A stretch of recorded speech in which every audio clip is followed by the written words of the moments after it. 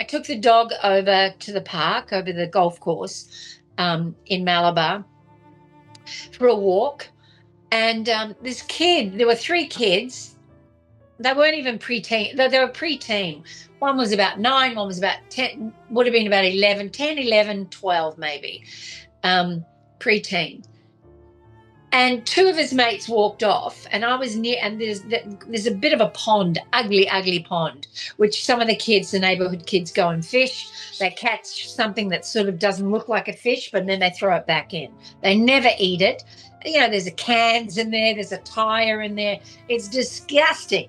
But a lot of the birds go there, and they've dropped seeds, and there are fish in there. However, and I'm looking at this kid who's dressed nicely. He's pulling a cart of golf clubs, and I notice it's empty, and he's wiping his eyes, and I'm thinking he's crying.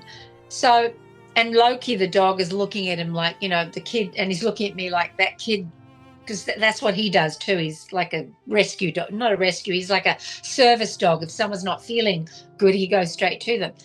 So anyway, I timed it so that we both crossed. And I said to him, "You okay?" He was embarrassed, and he's kind of, wiping his eyes and going, "Yeah." And I said, "Are you okay, buddy? Do you want to talk? Like, are you okay? Is there anything, is there anything I can do to help?"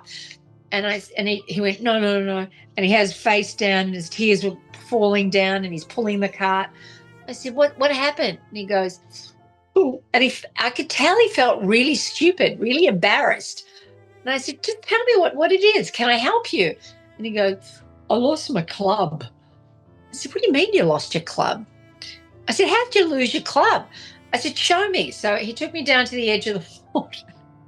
And the poor kid must have taken, the ball must have been there, and he went to swipe it, but he lost the club. It went straight into the water, which you don't want to get into that water. So he's lost his club. And I was thinking, the poor kid, he's upset about the club.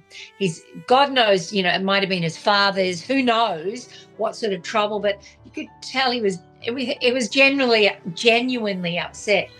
So I thought to myself, and instantly I said to him, "Where is it?" And he pointed, and I said, "Okay, so you know where the area is. So why don't you go home? And why don't you get, like, later, not now because it's getting late, but maybe later tomorrow, you talk to your mother, you talk to your dad, you talk to your brothers or sisters, whoever's there, and you ask them to help you.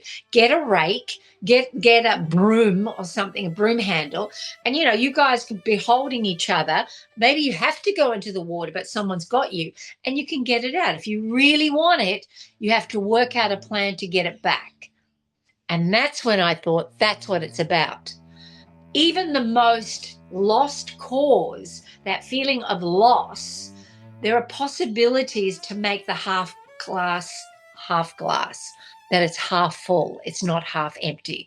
It depends on how you want to look at this scenario. And I think that's a metaphor for how I look at life. Yeah, there's fucking heaps of obstacles. There's stuff that, I keep on smacking my head in, but I'm like, all right, well, and it's not about learning something. It's actually about, when things are out of my control, how do I want to look at this?